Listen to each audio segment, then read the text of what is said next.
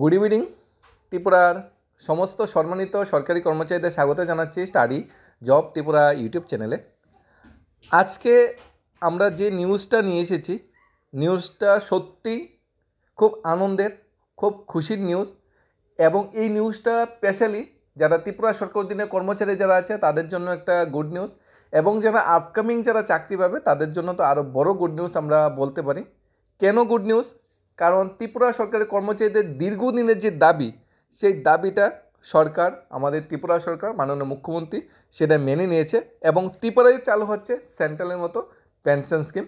এখন আর পেনশন নিয়ে কর্মচারীদের চিন্তা করতে হবে না।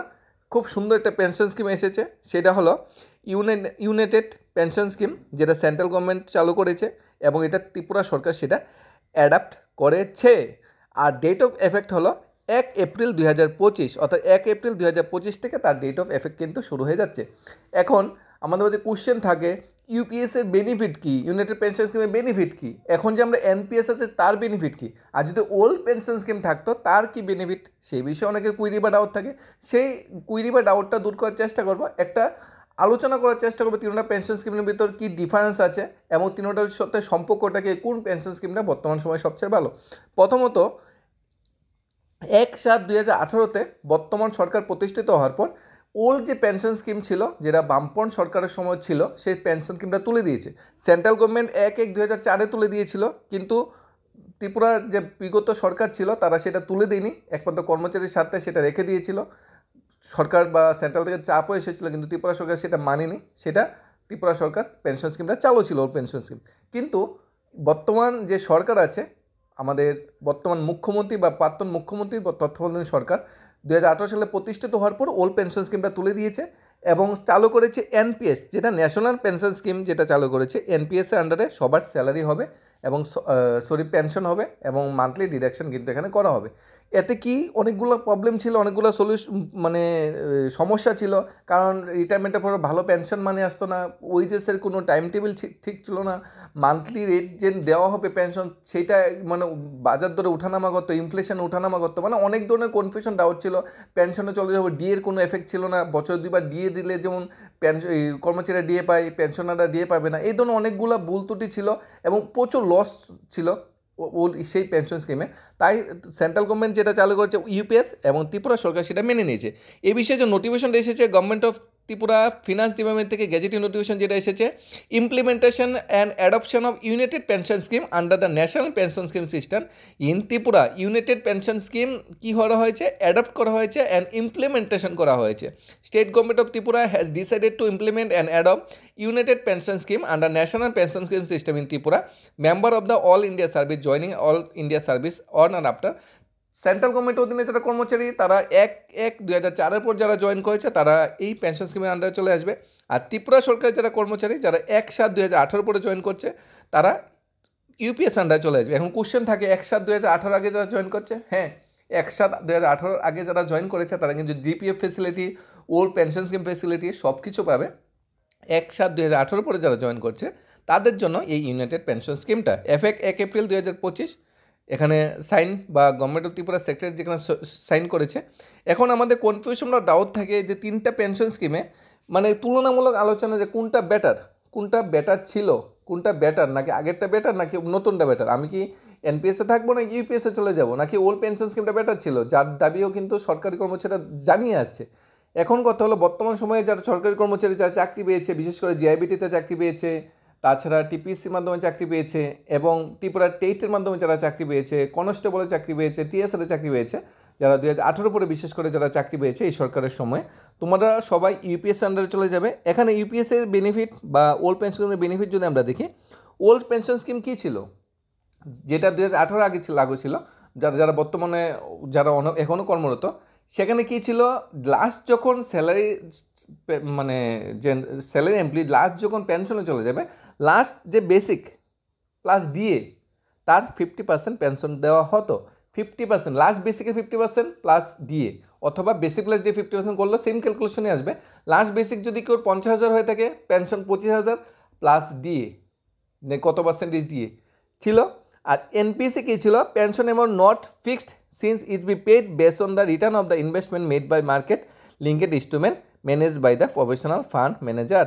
কী ছিল, আমাদের থেকে যে টাকাটা কাটা হবে সেই টাকাটা কেটে বিভিন্ন যে শেয়ার মার্কেট ফান্ডে মানে খরচ করা হবে, সেখান থেকে যে রিটার্ন দেবে সেই রিটার্নের উপর ভিত্তি করে আমাকে পেনশন দেবে, অর্থাৎ আমার টাকা দিয়ে আমাকে পেনশন দেওয়া হবে।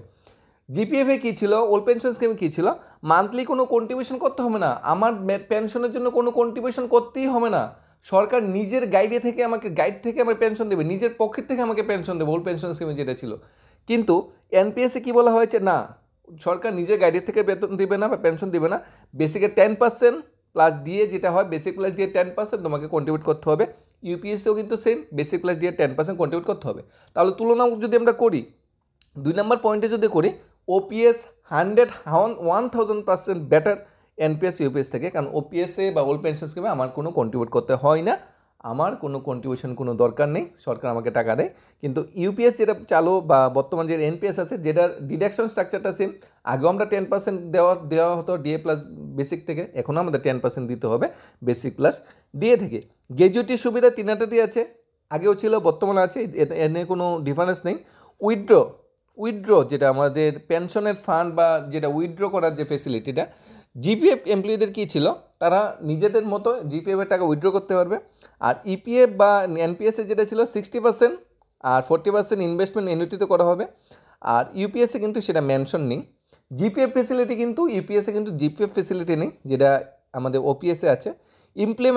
ইনফ্লেশন যেটা বলা হয়, পেনশন ইনক্রিজ বছরে 2বার ইনফ্লেশন উপর ভিত্তি করে যদি ডিএ দেওয়া হয়, ডিএর উপর ভিত্তি করে পেনশন বৃদ্ধি পাবে।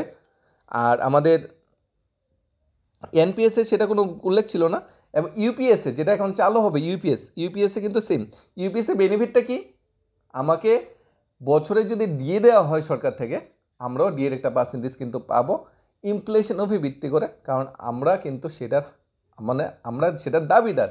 আর আগের পেনশন স্কিম কী ছিল, ওলপিএসের কথা বলছি না, যেটা এখনও লাগে, 1/4/2025 আগে যেটা ছিল, এনপিএসে কী ছিল, ডিএর উপর কোনো পেনশন নয়, লামসাম স্যালারি পেনশন দেওয়া হবে কিছু ভিত্তি করে, আমার থেকে যে ডিডাকশন করে টাকাটা রাখাটা হয়, এটা শেয়ার মার্কেটে লাগানো হবে, বিভিন্ন ইনভেস্টমেন্ট করা হবে, তার থেকে যে রিটার্ন আসবে তার উপর আমাকে পেনশন দেওয়া হবে। ইউপিএসেরটা কিন্তু আলাদা, আমাকে কিন্তু ডিএর অনুপাতে কিন্তু পেনশন বৃদ্ধি পাবে, এটা একটা বেস্ট বেনিফিট। মানি উইথড্র করার ফেসিলিটি জিপিএফে আছে, ইপিএফ বা আমাদের এনপিএসে যেটা ছিল বা ইউপিএফে এনে কোনো মেনশন নেই, একের অধিকবার কিন্তু তোলা যাবে। এখানে লামসাম পেমেন্ট আমাদের ওল্ড পেনশন স্কিম বা এনপিএসে কিন্তু নাই, বর্তমানে কিন্তু ইউপিএস চালু হলে এটা কিন্তু 10% 110 মান্থলি যেটা বেসিক প্লাস দিয়ে, এটা কিন্তু আমরা 6 মান্থ বিফোর কিন্তু লামসাম পেমেন্ট, একটা ভালো বেনিফিট বলা যেতে পারে নাকি। 110 মান্থলি বেসিক প্লাস ডিএর as the date of super minimum for every complete 6 month service. বিআরএসের ফেসিলিটি আগে ছিল, বিআরএস নিলে ভলান্টিয়ার রিটায়ারমেন্ট সার্ভিসে গেলে ওপিএস আন্ডারও পেতো, এনপিএসের তারা 20% আর 80% ইনভেস্ট করা হতো এনুইটিতে, যার উপর ভিত্তি করে আমাকে পেনশন দেওয়া হবে। আর eligible for pension only after on the date of actual retirement, কোন সময় এলিজিবল হবে, যখন অ্যাজ পার অ্যাকচুয়াল রিটায়ারমেন্টে যাবে। মিনিমাম পেনশন ফেসিলিটি যেটা জিপিএফ বা ওল্ড পেনশন 9,000 প্লাস ছিল, আর বর্তমান সময় যেটা চালু, যেটা এনপিএসে কিন্তু মিনিমাম পেনশন ফেসিলিটি বলে কোনো উল্লেখ ছিল না। সব কিছু নির্ভর করছে 1,000, 2,500, কেউ 5,000 বলা হচ্ছে এখানে। সব কিছু নির্ভর করছে আমার টাকা, যদি আমি কি ইনভেস্টমেন্ট দেবে, আমার টাকা মার্কেটে খাটলে কী ধরনের রিটার্ন দেবে তার উপর ভিত্তি করে। কিন্তু মিনিমাম পেনশন কিন্তু ইউপিএসে আছে, মিনিমাম পেনশন 10,000 টাকা বলা হয়েছে, প্লাস ডিও কিন্তু দেওয়া হবে সাথে সাথে। ফ্যামিলি পেনশন যেটা বলা হয়েছে, 30% ফ্যামিলি পেনশন পাবেন বর্তমান ইউপিএস চালু করলে, আর 60% বেসিক প্লাস ডির উপরে, আর 30% ফ্যামিলি পেনশন সেম আগের মতনই, কোনো নিয়ম চেঞ্জ হয়নি। আমাদের ওল্ড পেনশন স্কিমের সাথে নতুন যে ইউনাইটেড পেনশন স্কিম, তার কিন্তু অনেকটা মিল আছে। কোথায় মিল আছে আমরা সেটাও বলে দিচ্ছি। এনপিএসটা টোটালি লস, আমাদের যেটা চালু আছে বর্তমানে সেটা টোটালি লস, সেই বিষয়ে আলোচনা করছি না। ওল্ড পেনশন স্কিমের সাথে কিছু কম্পেয়ার করার চেষ্টা করলে, ওল্ড পেনশন স্কিমে কি বেসিক প্লাস ডিএ 50%, আমাকে বেসিকে 50% কী হবে, পেনশনের বেসিক হবে আমার 40,000 টাকা বেসিক হলে 20,000 টাকা বেসিক পেনশন বেসিক হবে, তারপর দিয়ে দেওয়া হবে। হ্যাঁ, ইউপিএসসিটা চালু আছে ভালো, কিন্তু এনপিএসসি কিন্তু ছিল না। তারপর মান্থলি 10% কিন্তু আমার থেকে কেটে রাখা হবে। আমাদের ওপিএসে ওল্ড পেনশন স্কিমে কিন্তু মান্থলি কিন্তু আমাদের কোনো মানে কাটা রাখার কোনো মানে পাবদান কিন্তু ছিল না।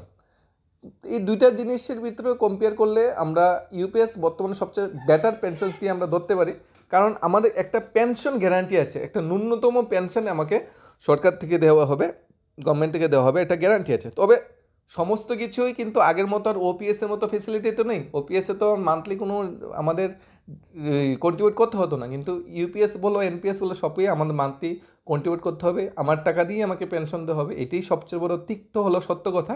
আগে যারা বর্তমান জিপিএফ এমপ্লয়িরা তোমরা বিভিন্ন অফিসে কাজ করে দেখো, তোমরা জানো সবাই যে তাদের কিন্তু, বা আপনারাও সবাই জানেন, তাদের কিন্তু এই আগের দিনের যে কর্মচারী ছিল 2018 আগে, সবাই কিন্তু মানে মান্থলি কোনো কন্ট্রিবিউশন করতে হয় না। জিপিএফে কন্ট্রিবিউশন করে এটা তো নিজের টাকা, কিন্তু পেনশনের জন্য কিন্তু কোনো কন্ট্রিবিউশন করার প্রয়োজনীয়তা ছিল না। কিন্তু আমরা যারা 2018 পরে জয়েন করেছি, আমাদের কিন্তু পেনশনের জন্য একটা বাধ্যতার নিয়ম আছে, 10% কন্ট্রিবিউট করতে হবে। জিপিএফে কি মান্থলি 6,000, 10,000, 15, 20, 30, অনেকে 50,000 পর্যন্ত মান্থলি জমাতে পারে, কিন্তু ইউপিএসে কিন্তু সেই বেনিফিটটা নেই। তাই ওল্ড পেনশন স্কিমের বেনিফিট তো আর ইউপিএসে পাওয়া যাবে না, কিন্তু বর্তমানে এনপিএস থেকে 2000, 1000, 100% বেস্ট বর্তমানে ইউপিএস যদি চালু হয়, কারণ এতে একটা ন্যূনতম পেনশন ফেসিলিটি আছে। তারপরেও বলবো, ওপিএস যদি চালু করা যেত, ওপিএস যদি পুনরায় আনা যেত, তাহলে সরকারি কর্মচারীদের আরও অনেকটা সুখের দিন ফিরত। কিন্তু বর্তমান সময়ে যাই দেয়া হচ্ছে বা যেটাই আসছে ইউপিএস, এটা বর্তমান থেকে অনেকটা বেটার। ধন্যবাদ সবাইকে। Studies of Tripura YouTube channel.